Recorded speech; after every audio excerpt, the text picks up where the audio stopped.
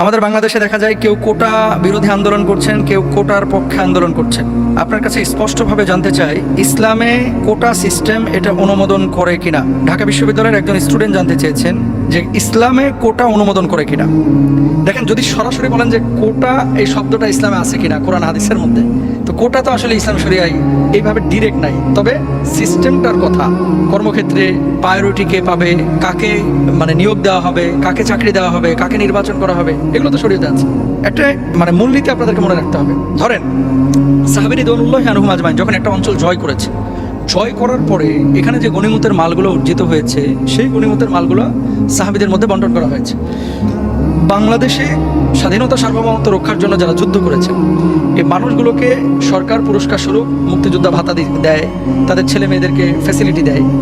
সরাসরি এটাকে হারাম বলার কোনো সুযোগ নাই, কারণ সার্বভৌমত্ব রক্ষার জন্য যারা নিজেদের জীবনকে বিতরণ করেছে, বিলিয়ে দিয়েছে, এই মানুষগুলোকে পুরস্কার স্বরূপ অন্য মানুষকে উৎসাহিত করার জন্য এটা রাষ্ট্রনায়ক করতে পারে।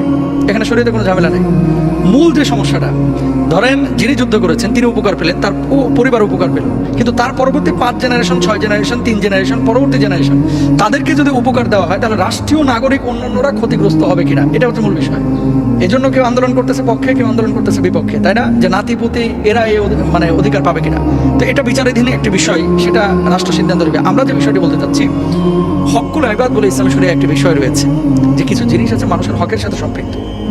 ধরেন একটা ছেলে অনার্স মাস্টার্সের সময় 5 বছর 6 বছর মোটো পড়াশোনা করলো না, খালি ঘোরাফেরা করলো, কিন্তু বাপ ছিল একটা কর্মকর্তা, বাপ ছিলেন একজন যোদ্ধা, মোটেও পড়াশোনা করে নাই, টাইনিয়া টুনিয়া কোনোভাবে পাশ করছে। এখন সে পরীক্ষা দিল, টেনে টেনে সেখানেও পরীক্ষা পাশ করলো। আর আরেকজন যিনি মেধাবী, উনি ফার্স্ট বয়, উনি সেকেন্ড বয়, উনি দেখা যাচ্ছে 100-র মধ্যে 96 পাইছে, আর ওই যে টেনে টেনে যে পাশ করছে ও পাইছে 33। তাহলে কি কোটার আলোকে এই ছেলেটা যে 33 পেয়েছে, ওই 96 পাওয়া ছেলেকে টপকে গিয়ে সে চাকরি নিচ্ছে, তাহলে কি হচ্ছে? মেধাটা নষ্ট হচ্ছে, মেধার মূল্যায়নটা নষ্ট হচ্ছে, তাই না? তো ক্ষেত্র বিশেষে এই সমস্ত জায়গা, যে জায়গাগুলোতে অযোগ্য লোককে নিয়োগ দিলে রাষ্ট্র হুমকির মধ্যে পড়বে, দিন হুমকির মধ্যে পড়বে, পুরো সোসাইটি হুমকির মধ্যে পড়বে, এই সমস্ত জায়গাগুলোতে এগুলো বিবেচনা করা উচিত। এবং ইসলাম এগুলোকে নিরুৎসাহিত করে, এটাকে অনুমোদন করে না। ইসলাম কি বলছে? যেই মানুষের যে যোগ্যতা, তাকে সে অনুপাতে মূল্যায়ন করতে বলা হয়েছে। ধরেন একজন কোরআন তেলাওয়াত একেবারে মিশরি কারীদের মতো পারে, সৌদি আরবের কারীদের মতো পারে, আর আরেকজন কোরআন তেলাওয়াত করে কিভাবে? চাঁদপুর, কুমিল্লা, রাজশাহী, নোয়াখালী, কুড়িগ্রাম, এই গ্রাম অঞ্চলে একজন মুরব্বীর মতো ভাঙাচুরা পড়া, ঠিক মতো পড়তে পারে না, তেলাওয়াত করতে পারে না। তো আপনাকে যখন ইমামতির ইন্টারভিউ নেবেন, নিশ্চয়ই ওই গ্রাম্য লোককে নেবেন না, নেবেন যিনি মিশরের মতো তেলাওয়াত পারে, যিনি সৌদি আরবের হাফিজদের মতো তেলাওয়াত করতে পারে। আপনি তো তাদেরকে মূল্যায়ন করবেন, এটাই হচ্ছে স্বাভাবিক। তো এই জায়গাটা থেকে আসলে আমাদের খুব ফিল করা এবং খুব চিন্তা করা উচিত যে আমরা কাদেরকে নির্বাচন করছি। এবার আসেন, যদি সরাসরি এটাকে হারাম বলেন, কোটার বিপক্ষে আপনি কথা বলেন, তাহলে রাষ্ট্রের জন্য যারা জীবন দেবে, রাষ্ট্রের সার্বভৌমত্ব রক্ষার জন্য যারা লড়াই করবে, এই মানুষগুলো কিন্তু নিরুৎসাহিত হয়ে যাবে। তাই যোগ্যতা অনুসারে মানুষকে বিবেচনা করা উচিত। যারা আন্দোলন করছেন এবং যারা পক্ষে বিপক্ষে অবস্থান নিয়েছেন, নিট অ্যান্ড ক্লিন একটা টেন্ডেন্সি আমাদের ভিতরে কাজ করা নিয়ে আসা উচিত, যে কোটি কোটি জনসংখ্যার দেশ হচ্ছে এই বাংলাদেশ। আমি কোটার কারণে প্রতিবন্ধীকে আপনি যদি সুযোগ না দেন, এই মানুষগুলো কিভাবে এগিয়ে যাবে? তো সেক্ষেত্রে তাদেরকে যোগ্য করে তোলা, যারা পড়াশোনা করছে না কিন্তু কোটার সুবিধা নিচ্ছে, তাদেরকে যোগ্য করে তোলা দায়িত্ব কিন্তু যারা নীতি নির্ধারক তাদেরকে যোগ্য করে তুলবে এবং তাদেরকে সেই কর্মের ব্যবস্থা করে দেবে। তো কোটাকে সরাসরি নেগলেক্ট করা এটা উচিত না। আবার কোটার মধ্যে থেকে পড়াশোনা বর্জন করে অযোগ্য হয়ে আপনার ফ্যাসিলিটি নেওয়া, এটাও কিন্তু উচিত না, কারণ এখানে একটা হকুল ইবাদের বিষয় রয়েছে। ঘুষ দিয়ে অনেকে চাকরি নেয়, কি করে? পাশ করছে টেনে টুনে। আরেকজন দেখা যাচ্ছে আপনার ফার্স্ট ক্লাস ফার্স্ট হয়েছে, কি করলো? 18 লক্ষ টাকা ঘুষ দিয়ে ওই যে 9 নম্বর সিরিয়ালে ছিল, 12 নম্বর সিরিয়ালে ছিল, ওই ছেলেটা ঢুকে গেল। সম্পূর্ণরূপে হারাম, এটা কোনোভাবেই জায়েজ নেই।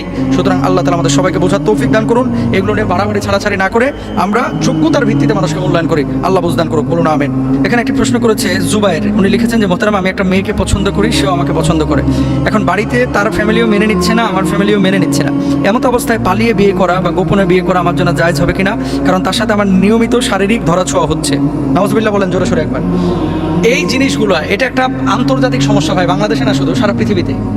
বাপ মা কিন্তু জানে যে আমার, এই শুনেন, আপনি কেমন বাপ মা? আপনি আপনার ছেলে মেয়ের অ্যাটিটিউড দেখে বুঝেন না যে আপনার ছেলে মেয়ে হয়তো বা অ্যাফেয়ারে জড়াচ্ছে? যেটা প্রেমে জমে যায়, এটা দেখবেন মোবাইলে আসক্ত বেশি হয়। সবসময় কিন্তু বারবার দেখে মেসেজ চেক করে, ছেলেও মেয়েও, যে কতক্ষণ আমার নক দিচ্ছে, আমার মানে তার টেন্ডেন্সি তো সবসময় ওই যে তার পছন্দের মানুষটাকে কেন্দ্র করে, তার শয়ন বলন কথন চলন সব কিছুতে তাকে কেন্দ্র করে।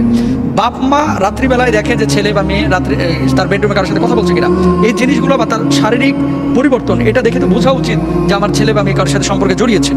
যদি জানতে পারে প্রথমে উচিত ছিল বাপ মাকে এই ছেলে মেয়েকে কী করা, বাধা দেওয়া, যে প্রেম টেম এগুলো করিস না বাবা, আমরা আমাদের পছন্দ মতো তোদেরকে বিয়ে শাদী দিব। যখন অ্যাফেয়ার হয়েই গেছে, কোনো ছেলে এবং মেয়ে এই ধরনের সম্পর্কে জড়িয়ে পড়েছে, বাপ মার উচিত হচ্ছে তাড়াতাড়ি বিয়ে দেওয়া।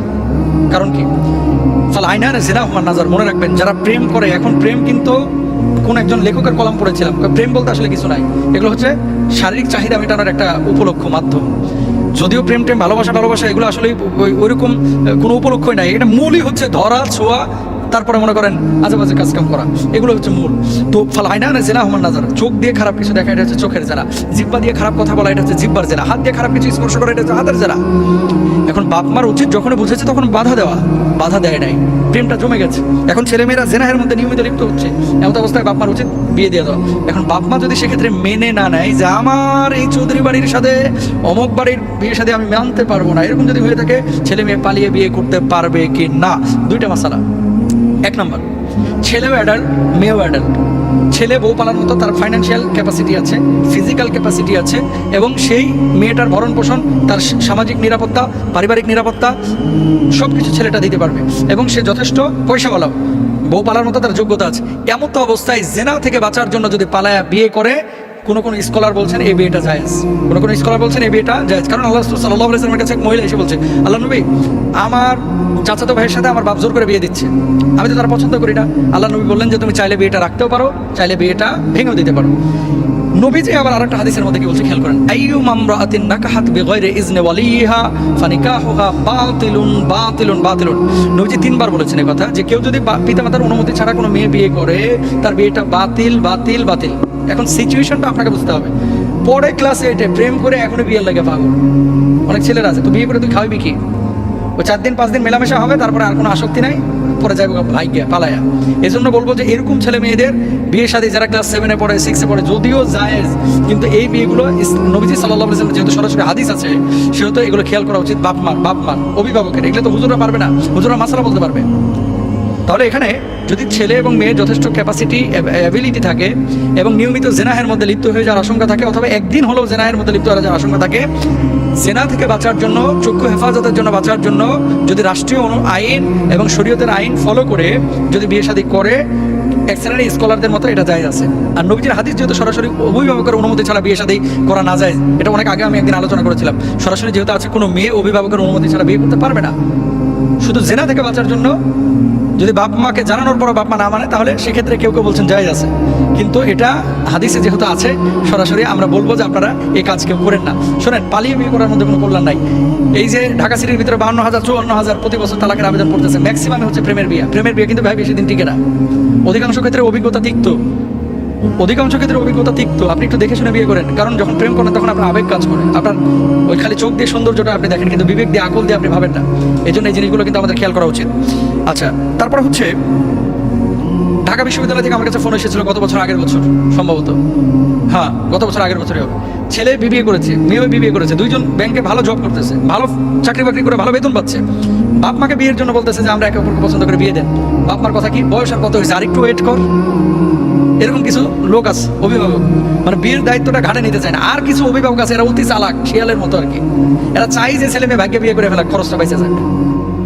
কথা বুঝছেন, এরকম কিছু বাপ মা আছে। তো সুতরাং এগুলো আমাদের খেয়াল করতে হবে।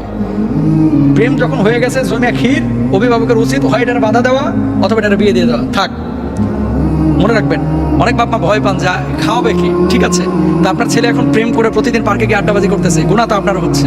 আপনি যেটা করবেন, মনে করবেন যে আল্লাহ যদি আমার একটা মেয়ে দিত তাহলে মেয়েটাকে কি খাওয়ানো লাগতো না, এই নিয়তে আপনি আপনার মেয়ে ওই ছেলের বিয়ে দিয়ে বউটাকে খাওয়াবেন ইনশাআল্লাহ, বেটার পক্ষে ছেলের পক্ষে।